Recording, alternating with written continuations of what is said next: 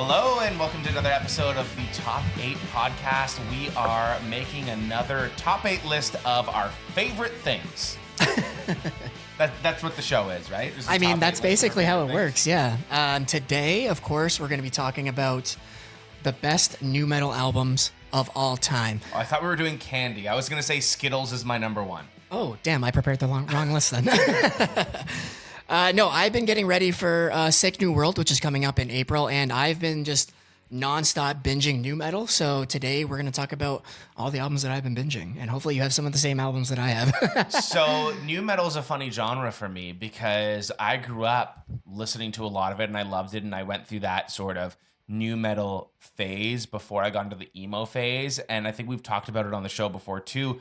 For a while, I resisted what I called the emo scream because I was so used to and liked the nu metal scream. And I used to call it like the aggressive scream, right? Because Chester screaming in One Step Closer is totally different than Bert screaming in Take It Away. Yes. So I was kind of coming from that nu metal world while at the same time, since we're doing albums here, because of the era we grew up in, I never really listened to nu metal albums. I just didn't. The days of LimeWire, for those wondering. That was just the way that we were consuming music back then, right? Yeah. Like it was LimeWire, Kazaa, Aries, BearShare, all of these things. You download the song, you'd put them up onto a CD that you would burn, and you listen to the singles. So I would have a CD with Limp Bizkit, Korn, Linkin Park, but you never knew what albums they really came from, those songs. No. Yeah. And so when we were putting together this list, I was just basically picking the albums that had the most singles that I actually liked listening to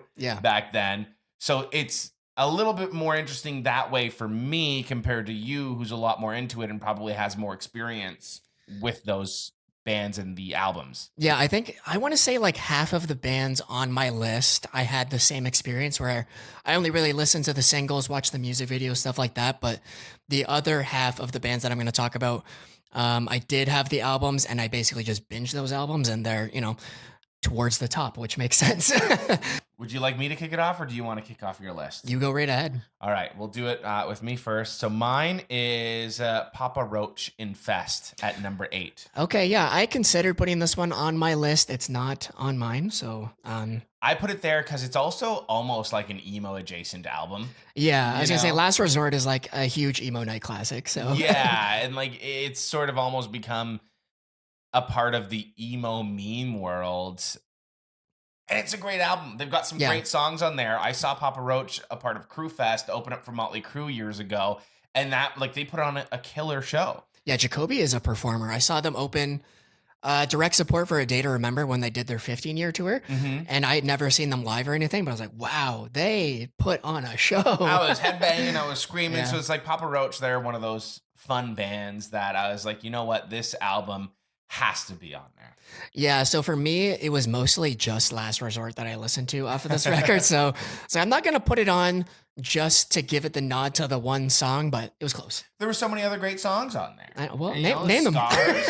Was Scars? Scars, I don't think is on that record. No. I don't think it is. Okay, hold on. I see. This is where I'm getting caught. I'm pretty sure it's on the next album after this. They do have more songs on this. I'm not. Broken Home, dude. Yeah, Broken that's a good Home one. Was a banger. Yeah, see, that's just it. Once again, it comes down to the singles, and this is one of those, one with the most singles on it for me, and it was just like that or the one with Scars on it. I don't know. It's all singles. I had to pick an album. I picked that album because of Last Resort. I can't remember the name of that record, but yeah. Anyways, Getting Away with Murder. I think that's the name of the album too, and the song. Yes. All right. Anyways.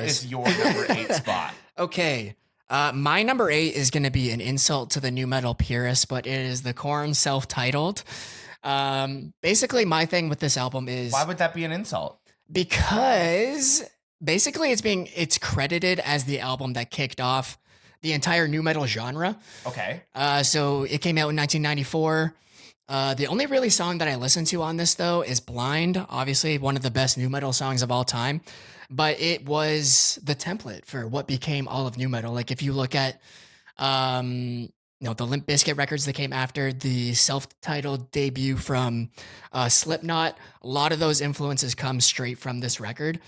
So for nu metal purists, this should be number 1 in my eyes. But you said it would upset them. It would upset them because I'm not putting it at number 1. Oh, That's what I okay, meant. Sorry, I'm true, putting it at true. number 8. So I'm just giving it the nod because I understand that it's essential for the development of new metal, but it's not even my favorite Korn Yes, record. like what you know you this is the new metal record and you have it at number 8. I know. I'm gonna spoil a part of my list. I don't even have that one on my list. Oh, really? Okay. That goes to show how good of a new metal fan I am. Yeah. Um, Honestly, so I love like Korn singles, but I like Follow the Leader more than this record, but I just wanted to give the nod to this record at my number 8 position to be like, I recognize what it did for the genre. It's essential to be here, but it's not for me, but you know, respect. respect. You know, I feel that way about a lot of bands and albums. So good That's for very you fair. for putting it on the list. Yeah. All right, number 7. What you got? I have Limp Bizkit, Significant Other. Okay. I left this one off of my list because I like another Limp Bizkit record a bit more. I will say though, this album has probably my favorite new metal song of all time and Break Stuff, Yes. but the rest of the album doesn't really hold up for me. Nookie? Okay, yes, but it's so front loaded. Like you get Break Stuff, Nookie, and then I think is rearranged, and then after that, I'm like, Okay. you know what I mean? But I'm just like wondering which, I guess actually, you know what? Chocolate Starfish. That's also Yeah. okay. Yeah, I feel you. I feel you on that one. I like. I'm not gonna say where it comes up, but Chocolate Starfish comes up later in my list, and we'll tell. Yeah, there's a lot more. Roland just also though reminds me of wrestling. Whose Yes. song intro? I think it was The Undertaker. I'm pretty sure it was The Undertaker. That's what I think. Wrestling fans correct me now, but I'm pretty sure. Because I loved wrestling when I was a kid, grew Me out too. of it. But yeah, Roland always reminded me of the opening song or someone's walk-in song. It was the same thing with Jimi Hendrix. Voodoo Child was Hulk Hogan's walk-in song when I was a kid, and then he changed it to something else, and I don't even know what he changed it to, and I was mad because I was like, you know, Hendrix is so perfect for that walking out. Yeah. You know, like it's like. Anyways, off topic here. What Back do you to have at significant. numbers? No, do you want to say anything else about Significant Other? I don't really think there's much else to say about it. Like It's a great record. It's a great record. It's Limp Bizkit. You have to throw them on the list, but we're sort of in the lower end of the list. Yeah. And I think I'll start getting more excited about the albums that actually mean something for me as we get higher into the list. I sort of set the bar at the start of the podcast by saying that, you know, I'm a new metal singles guy. So not only with significant other, but with Papa Roach and Fest, there's a lot of songs on the album I don't even actually know. Like I was listening to some of the albums when making the list, and I was like, I'm just picking the albums that have the most singles that I remember and like. Yeah, exactly. I remember I reached out to Matt before we recorded this episode and was like, is there any chance that we can do like 2 albums from each band in each place? Because I was like, with this one, I was this one and Chocolate Starfish. And then I feel like every band, I was like, I'm between 2 albums. So I was between these 2 for Limp Bizkit. Like a top 2 or 3 bands within the new metal genre, and I would just like stack up the whole thing with their art. That's true. I tried to do only one album per band for my list, except for one band because I just couldn't do it, which we'll talk about later. I have a feeling that we're in the same boat with that. I think we might be as well. What do you have at number 7? Number 7, I have Evanescence's debut studio album, 2003, Fallen. Okay. Which is a great record. The only reason that it is a little lower on my list is because I think it's so front stacked. Like the front half of this album is so good, but then I kind of fall off towards the back half. Like you get Going Under, Bring Me to Life, obviously, Tourniquet. And then after that, it's just kind of like My Immortals in there. That's in the front half. Yeah. And then it starts to kind of lose me a little bit. But I mean, objectively, this album performs so well. Debuted at number 7 on the Billboard 200, and it's certified diamond in the US, so it sold 10 million copies, which is crazy. That's my number 6. Oh, okay, perfect. So there we go. And I think honestly, everything that you said about that album, I feel the exact same way. Yeah. I think Evanescence are one of those bands that just sort of like shock your brain with nostalgia when you hear a song. Like you hear Bring Me Back to Life and it's like boom. Even that Seether song with Amy Lee, Broken, so good. you hear that song and immediately I'm 11 or 12 years old again, watching the music video on TV and just being like, broken. It's like that just brings me back to riding my bike and the street lights turning on as my alarm to, hey, like time to get home now. Yeah, Like that's what this album reminds me of. that's perfect. So that's why Number it's number 6 for you. 6. All right, number 6 for me then is the debut studio album from Disturbed, The Sickness. Oh, see, that one didn't make my list. Okay. And I think that the funny thing is that's probably one of those albums that I actually did own and I listened to, but it was really like there was 1 or 2 songs on that album that really stood out, and then it was just the rest of the album I just never ended up caring for, you know? Fair. Yeah, I thought that too. And then I went back and listened to this record, and the entire thing from front to back, I was like, oh my God, I remember so many more songs than I thought I did.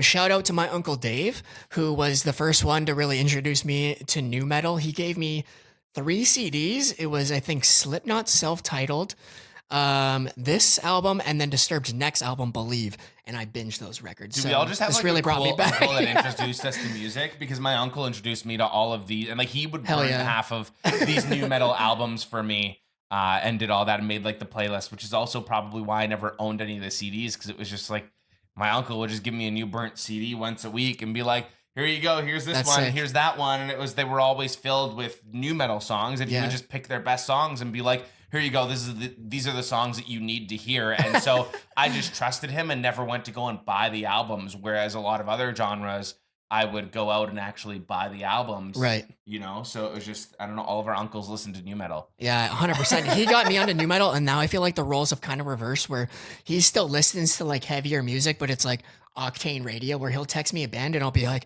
listen to these 10 songs. Now it's funny, my uncle that got me into a lot of that stuff is coming to me and being like, hey, like hook me up with a Screamo playlist. You know, That's because awesome, yeah. he never really liked that growing up, but now he's Going back to it a little bit. I think seeing my posts on Yeah. Instagram and seeing how it's sort of becoming popular, and he's like, whoa, like I actually wrote these guys off at the time, but these guys are actually really good. And he's doing that with a lot of bands now. So he's almost going through that discovery phase as Yeah. someone that went through that phase at the time where he was like, I don't listen to new music. I'm just going to listen to my stuff because my stuff is the best. And then you kind of grow out of that. And now he's going through that discovery phase of Yeah. all of that stuff that we were discovering when we were kids. That's super cool. I noted down, I forgot how much of a stranglehold nu metal had on like society at this time. So I was just noting down like how big these albums actually were. So this album is certified 5 times platinum in the US, sold 150,000, or sorry, hit number 29 on Billboard 200 for like a debut record, which is pretty crazy. But yeah, I noted it down for a bunch of my albums just because I forgot how big nu metal really was. Yeah, right?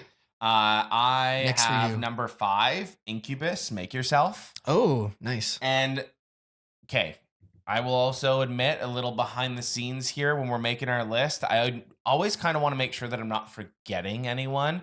And so I'll look up lists and other people's lists, top new metal albums, whatever, and I'll like get inspiration, be like, maybe I'll put this there, put that there. I'll look through my old Spotify playlists. I do a bunch of sort of research, let's say, into putting together these lists. And when I saw Incubus continually coming up on a lot of these other lists, I was like, wait, are Incubus new metal?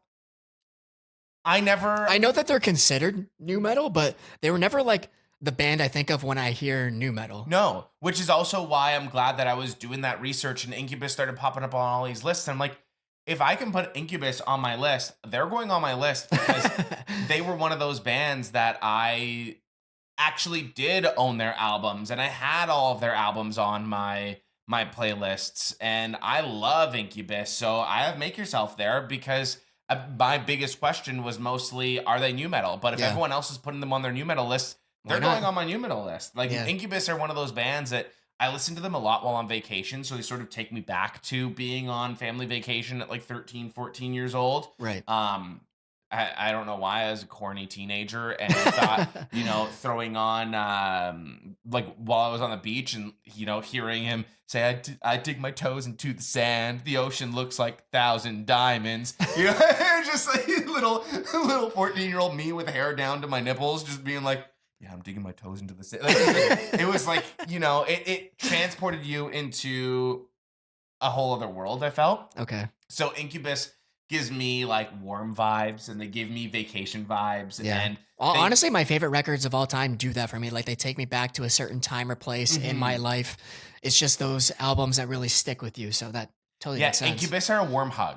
Yeah. Like that's how I feel when I listen to Incubus. I'm happy that you have something that does that for you. Which is also really weird because this is a new metal list and none of these albums are a warm hug. No. They are a aggression and give me a Monster Energy drink and this drywall is screwed. Yes. You know, like call the drywall 100%. Guy because I'm about to destroy this place. Like it's Limp Bizkit break stuff. That's new metal. That's what I think of with new metal. Not Incubus. Yeah, I know. Me too. So that's why they're on my list. But it's a good pick. Good to have some diversity here. Yeah. Yeah. What do you have at number 4? Number 5. Number 5. Yeah, 5 is Toxicity, System of a Down. It's definitely my most like politically charged album here. I definitely didn't have an appreciation for this album when it first came out. I was just big on Chop Suey. My dad was like, whenever I would like hang out with my dad and his friends, they would just have like new metal playing in the background. Like we would get Limp Bizkit and System of a Down and Evanescence and whatever. And it was always Chop Suey that would come up. Of course, it's a huge song. But going back later and like having a new appreciation for like the views and like the aggression and the rawness in this record, it just sticks with me. So yeah, definitely high on the list. I think that's an amazing choice. Yeah. Also, just a note down, sold 200,000 copies in the first week, certified 6 times platinum in the US. Crazy. These albums were selling Selling like big. hotcakes. Yeah. Number 4, I have Korn, Follow the Leader. Okay. So we already talked about Korn with their self-titled album. And that's why I was like surprised that you were putting that there. Because for me, Follow the Leader was the album because it just had the most singles that I remember. Yeah, so Follow the Leader is 100% my favorite Korn record. That one, and then whatever the record is with Twisted Transistor and Coming Undone, I think it's See You on the Other Side. Yes. Love that record too. Again, I just gave the nod to the self-titled because of like the foundationalness of it. But this one with like Freak on a Leash, Got the Life, so good. I had to pick this one because like you said, like I owned those records. Like there was a few of those Korn records that I actually owned and listened to. The one with Coming Undone on it was one of the ones that I owned because that was sort of the era of the 2000s and all of that. But I just had to pick this one because Freak on a Leash and Got the Life are just such big songs. They were so sort of influential for their time that it was like, you can't deny that. I'm not going to put on one of their newer records when this was sort of like that record. Yeah. So I'm giving that nod. And fun fact, actually, Jonathan Davis of Korn is actually why I have an eyebrow ring. Yeah, a lot of people don't know that. And I don't think a lot of people actually realize or have asked about that. But it was funny, like growing up at that time, everybody had piercings. We were all a part of like the emo kids. And of course I wanted piercings and tattoos. And I was, I think, 14, turning 15. And all my friends had lip rings or snake bites. And I think because of the fact that so many people had lip rings and snake bites, I sort of didn't want to be like everyone else. And I remember had to be different. Yeah, even, non-conforming. I'm an emo kid, non-conforming as can be. And so seeing Jonathan Davis in the Korn music videos with the double eyebrow ring, that I was like, that looks cool. So I wanted a double eyebrow ring. So what ended up happening was my parents wouldn't let me get any piercings. One day they take my brothers out to hockey practice, and I had heard some people in school talking about how they pierced their own ears and stuff. So I was like, I just want a cool piercing, right? So I went to the store and I pierce your own eyebrow? No, not my eyebrow. Okay. I went to the store and I grabbed one of those, those like hooks that help you space out your ear? Yeah. I bought one of those, and then I went home and I grabbed a sewing needle and a lighter, disinfected it, and went in and just, it took me a long time because I was like digging in. Into it wouldn't actually go through easily. So I'm just that was your sign to stop. And I have no quit in me, baby. That's the dog in you. So I pushed it through, and then I shoved the little spacer into there. So a freshly new piercing, I shoved a spacer in there. My parents get home from my brother's hockey practice, and they go, "What did you do?" And at this point, I had like an elephant ear, right? Like it was just swollen. It was red. Immediately infected. I had to go to the doctor, take it out, antibiotics, the whole thing. And then my mom was going, "Why would you do that?" I want a piercing. You wouldn't let me get one, so I figured I would do it myself. And that was the agreement my mom made afterwards with me was, okay, we'll let you get one piercing, but choose wisely wherever you want it to be. You're only allowed to get one rest of your life. That's the deal. 14-year-old kid, that's the deal. Sure, whatever. I'll do it. I want my eyebrow pierced. It was because of Jonathan Davis. Throughout most of my high school years, I had the ring because of Jonathan Davis. And I was like, when I I love turn that. 18, I'll get the second one and have the double stack like Jonathan Davis. And then, of course, you wanted Grow out of that. I wanted the lip ring. I wanted the snake bite because all the emo girls that I had crushes on all liked the guys Oh, with of the course. emo lip ring or with the snake bite. But by the time I was sort of old enough to be like, screw you, mom and dad, I'm getting my own piercing and this deal, I'm walking back on it. I didn't want it anymore. I was in college. Who's gonna get snake bites in college? You know what I mean? Do it now. No. Now I'm in my 30s. It's not happening. Still in my emo phase, but now I'm old enough to just okay. I get my tattoos. Yeah, exactly. I feel it. I don't care about the Just piercings different types of anymore. body modifications. Just the tattoos are cooler and they stay cooler for longer. So now I'm just like I just need Agreed. more money for them because they cost more than piercings. This is true. Break the bank on fucking tattoos. But anyways. Yeah, okay, good pick there. Number 4 for me is Limp Bizkit's Chocolate Starfish and the hot dog flavored water, of We talked course. about this one. I forgot how big this album was. Sold 1 million units in the first week. Crazy. 6 times platinum in the US. You know why that happened though? Because of Significant Other. It Yeah, set I him up. know. It Just set them saying. up.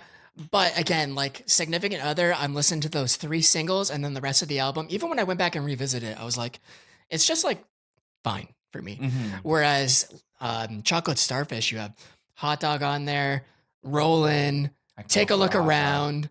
Oh my God, there's so many. I gotta look at the After this, let's the go get an list now. IKEA hot dog. Yes.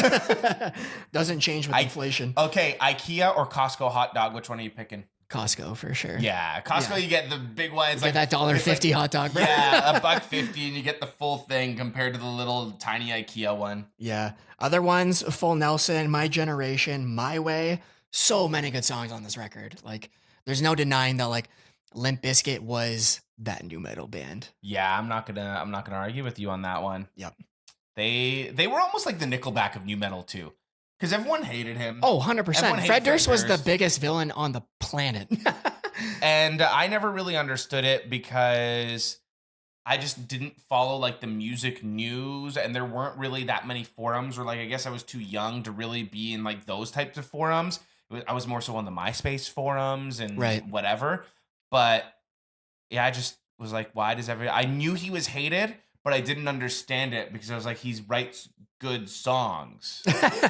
Like like I think also too though a lot of people hated the mix like because people also just hated on new metal in It general. wasn't cool to like new metal in this. No. Even though they sold so many records, it was not cool to It's like because new you metal. mixed rap and rock, and it was Yeah. like they were enemy genres at the time, right? Like you Yeah. were either into rock or you were into rap, and there was no in between. And I think now, as a society, we've evolved past that, where we're like, oh yeah, whatever, who cares? Yeah, 100%. I feel like the new metal is kind of having like a resurgence Yeah, as of lately, especially all of these like big festivals like Louder Than Life getting announced, and it's like basically all new metal bands like headlining. Super cool to see, but like kind of funny.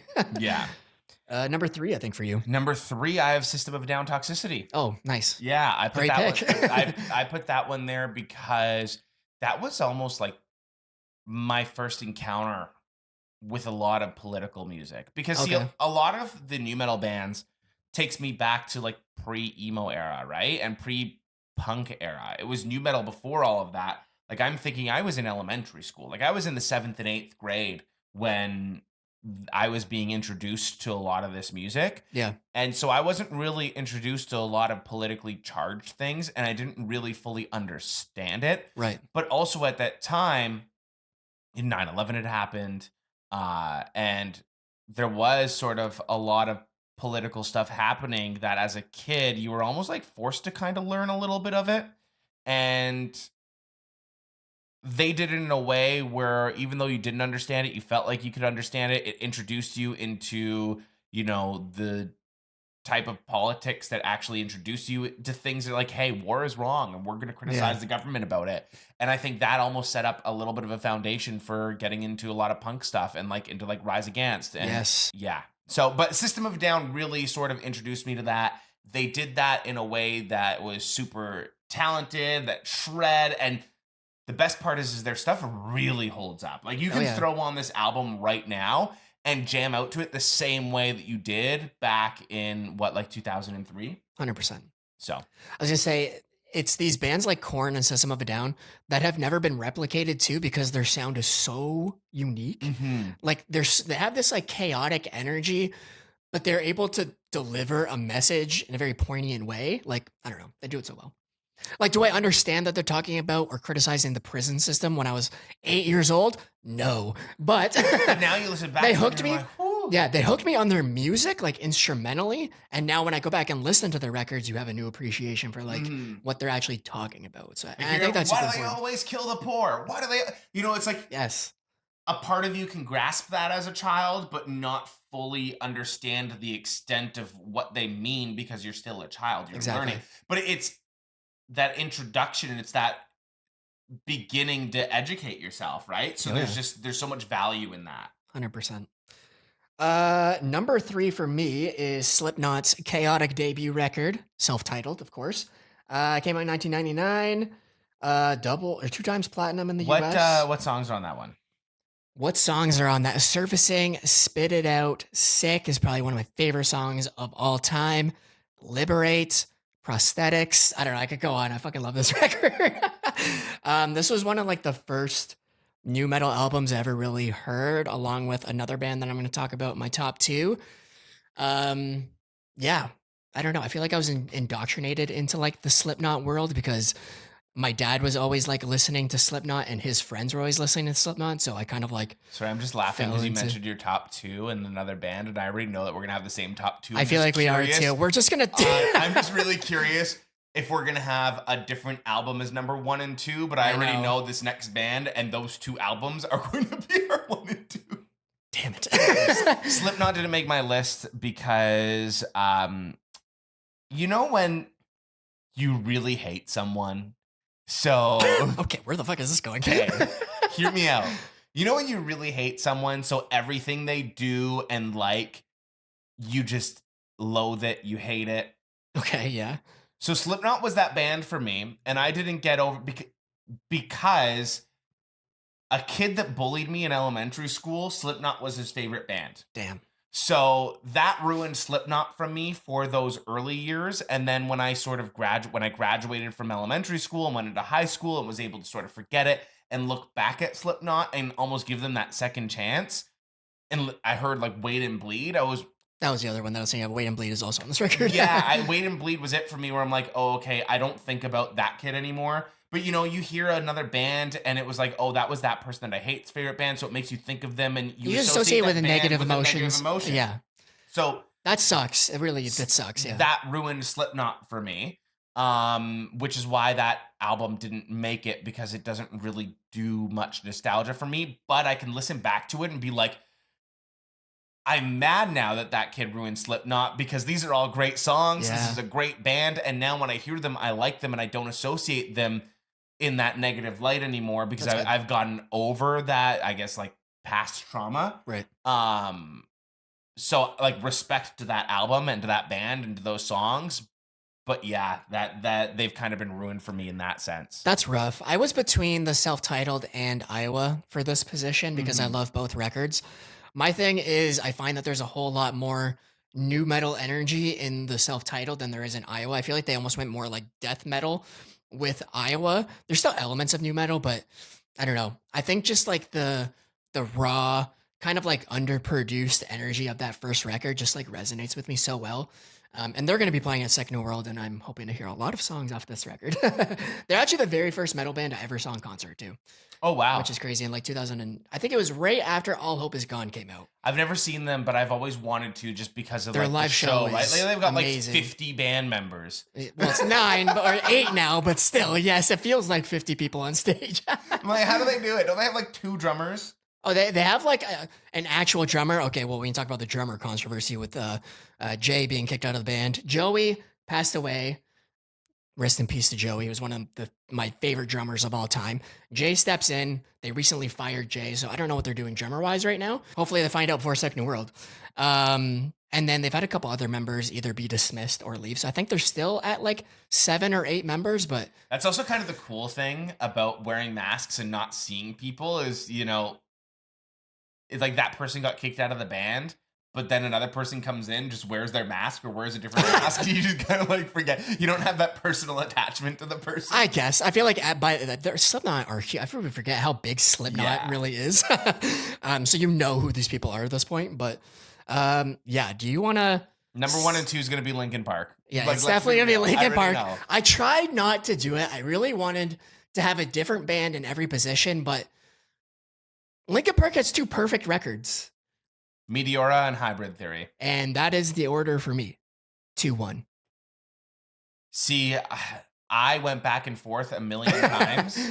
And I think chatting about this before we even started recording, I have it written down with Hybrid Theory as my number 1 and Meteora my number 2, but I'm changing it. Meteora is my number 1. Controversy. Here we go. Meteora is my number 1 because the thing is like Hybrid Theory is that perfect album to go back to. And, you got One Step Closer on there, and you just like I remember like being angry. That was like my angry album. That's where I got out all of my aggression teenage or anything. angst. Yeah, the Teenage Angst was that album, and it was just so perfect for that like perfect angry record. It had a mix of everything in there. But then Meteora had Numb, and it had every other song Faith, on the record. It had Figure 09, and all of these Lying songs, From You. So yeah, good. they all. It's such a perfect record, and I just think the only reason why it gets edged out is because it gives me that little extra dose of nostalgia. That's it. That's Okay. it. I'm flip that. So I will objectively say that Meteora is a perfect record, but Hybrid Theory was the very first CD I ever purchased on my own. So it has that little extra edge of nostalgia. So for me, Hybrid Theory is number 1, Meteora is number 2, but they're both so it doesn't matter whether they're It's a coin in flip. 1 or 2. I would put them flip. both at number 1. Yeah, Like, if they're tied for number 1. Yeah. In terms of stats, massive. Yeah, tell me the stats. What was actually bigger? Hybrid stat-wise? Theory is bigger selling wise. It's 12 times platinum in the US, which is diamond and 2 more. And then Meteora sold 800,000 units in the first week, 8 times platinum in the US. So both records have had a chokehold on not just the new metal community, but I feel like you say the name Linkin Park to anybody and they know who you're talking about. Yeah. Linkin Park. Their discography speaks for itself. And they've just sort of like superseded every other band because you can talk to an old person about Linkin Park and they'll know it. You can talk to a young person about Linkin Park and they'll know who they are. Whereas like, I don't know if a young person will know who Limp Bizkit is. Right.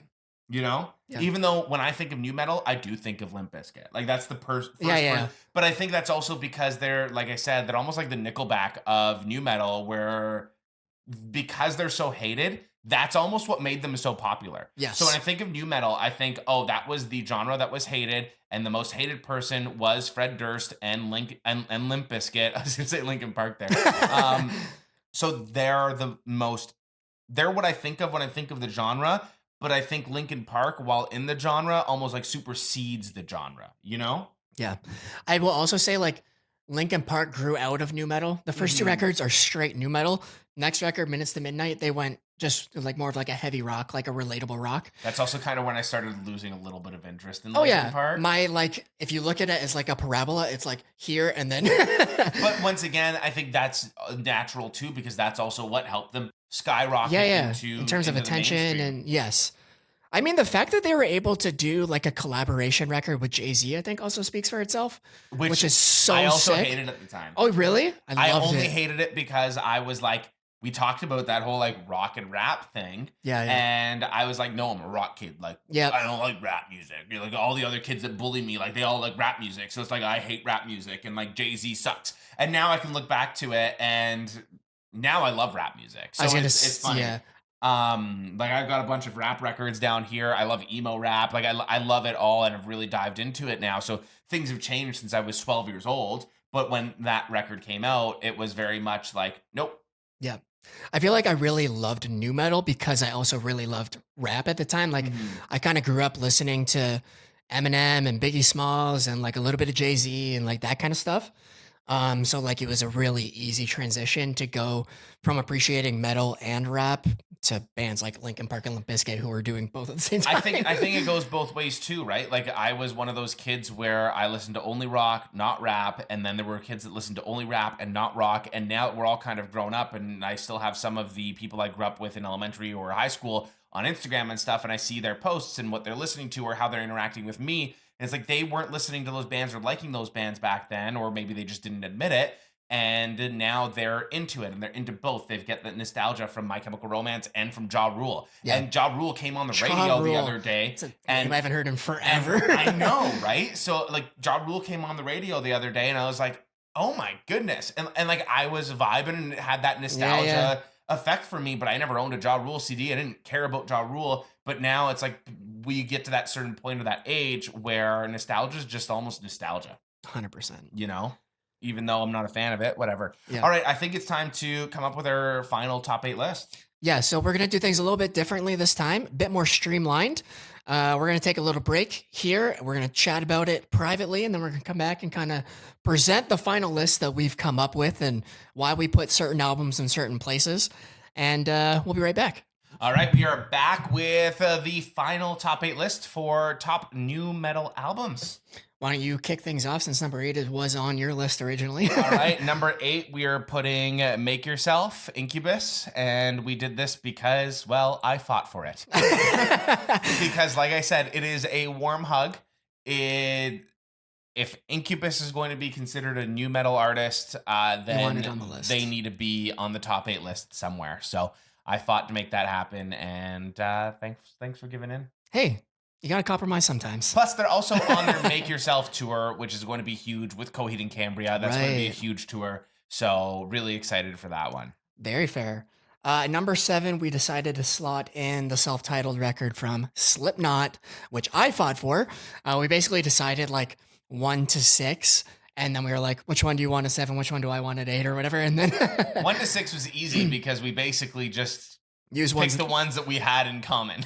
Yeah, for These sure. were 2 that we didn't. But I was and- gonna fight for this record because I absolutely love this record. Plus, really hoping that they do like a 20-year anniversary something for this too, which is I think it's 25 years. Sorry, Mhm. is this year, which is And crazy. it's easy for me to say, yeah, let's put Slipknot in there because even though I have sort of like bad memories associated with them, not with them, but like the story. Yeah, It's easy to put them in because even then it's like I respect them and looking back I do like them. So it's Yeah. for sure. So that's an easy number 7. Number 6, we have Fallen by Evanescence. Yes, great pick. And I think we put that in there because it tickles the nostalgia part of our brain. It, Mhm. like you said, it's sort of front heavy. Just Amy Lee's voice tickles my brain, bro. Yeah, So that kind of gets in there. You originally but had it at 6. I had it at 7. It was kind of an easy slot for the both of us. absolutely. Yeah. And then number 5, what do we have? Number 5, we did Follow the Leader. So this was on Matt's list. I had given my nod to the self-titled, but Follow the Leader is my favorite Korn record, so this was kind of an easy pick as well. Yeah, you gave them the nod with self-titled, Yeah. but like let's just go with the album that we prefer. We both love, and we both yes. like a lot better. We can respect the album that started it all, but also Yep. realize it's not the best album at the same time, at least in our opinion. Yes. Don't come for me in the comments, or do, I don't care. Let us know which record you think should be on there from Korn. But at the end of the day, I don't think anyone could really argue Korn or them. Yeah, 100%. They're that band. Yeah. They're so good. Never to be replicated. No other band has ever made me want to get an eyebrow ring. Okay? That's all I'm saying. I forgot about that entirely already. Oh, that's so funny. Number 4, Chocolate Starfish. and the hot dog flavored water, baby. We put that one at number 4 Yeah. because when I fought for it. but also when you think of new metal, you think of Limp Bizkit. Like Yes. they're that band, and I'm willing to relinquish the album that I had on there for this band or for this album just because like I said, with Limp Bizkit, for me, it's more about the singles than it is the album. So Yeah. if you really preferred that album and that's the album, then that's the one that we'll put there. It's so tough because seriously, like Significant Other has what I think is a top 3 new metal song of all time in break Mhm. stuff. I mean, Nookie and Rearranged are good too, but just this record has so many more. Like the consistency throughout the entire record is there for me, Yeah. whereas it wasn't there on Significant Other. So that's why I fought for this one. So number 3. Number 3, we decided to slot in Toxicity by System of a Down. Yeah, it's just one of those albums that I think has the most, besides number 1 and 2, it has the most replayability, I think, and it holds up. the So best. influential too. Like, I don't know. It's something you can always go back to and appreciate for a different reason, whether you're just listening to like just the instrumentals or like it's resonating lyrically with you. Like, I don't know. It holds up. I also just think that kids can go and pick up I'm going to say CD. Kids aren't grabbing CDs, but kids can go and click play on this album on Spotify, and they will get the exact same experience and feeling that we did when we pressed play on that album in 2003 or 4, whenever it came out or whenever Yeah. we first discovered it. Yep, definitely. I'm so excited to see them in Sick New World. Honestly, I like the. So good. Oh my god. So good. All so, right. number 1 and 2, I think it's pretty obvious. It's going to be Linkin Park, Hybrid Theory, and Meteora. But we have a dilemma. We couldn't come up with an answer. I want Hybrid Theory. I want Meteora. So. We're going to flip a coin. Like, actually. So the coin is going to be the moment The of decider, truth, yeah. the This is it. tiebreaker. Let's see. So Okay, we're well, going hold to on. do Heads is Hybrid Theory. Tails is Meteora. Yeah, Okay. and I'm only fighting for that on Tails because I'm a little superstitious. Not I'm not superstitious. just I'm a little stitious. And Tails never fails rhymes, so it has to work out. So I'm putting my pick on Tails. Okay. Just saying. All right. You know, keep that in mind next time you need to do a coin flip. Tails never fails. All right? Let's go. Tails fucking failed. It's heads, baby. Hybrid Theory for the win. Oh, I ate my words. I should not have said that. You were hyping it up way too much. I was like, it's going to be know. heads 100%. I was confident in my coin flipping ability. So Hybrid Theory number 1, Meteora number 2, number 3. Its rightful place. Toxicity. 4 is Chocolate Starfish. 5, Follow the Leader. 6, Fallen. 7, Slipknot. 8, Make Yourself. This was the hardest list I've had to make the entire time we've been doing this. Easiest list for me. Really? It was the hardest list in that I had 15 albums I immediately thought of and I had to cut it down. It was the easiest list for me because I was just looking up the new metal bands that I remember from all those mixed CDs my uncle gave me and Yeah. being like, well, which one of these albums have the most of those songs on them? Let's Yeah. just put that album Very on the list. different perspectives going into this. And we had the same albums throughout most of this list, so it was Yeah. easy to be like, well, we both have that album, so let's put it there. We both have that album, so let's put it there. Oh yeah, making this combined list it took us 5 minutes. But making my original list, I felt so bad cutting out certain albums. Well, what albums do you think we missed? How do you feel about our list? Let us know in the comments, and please remember to like the show, subscribe, share it with your friends. Of course, that always helps the growth of the show. That helps us continue to do the things that we are doing. We really appreciate it. So, yeah, continue to share the show, and thank you so much for listening to another episode of the Top 8 Podcast. We'll see you next week.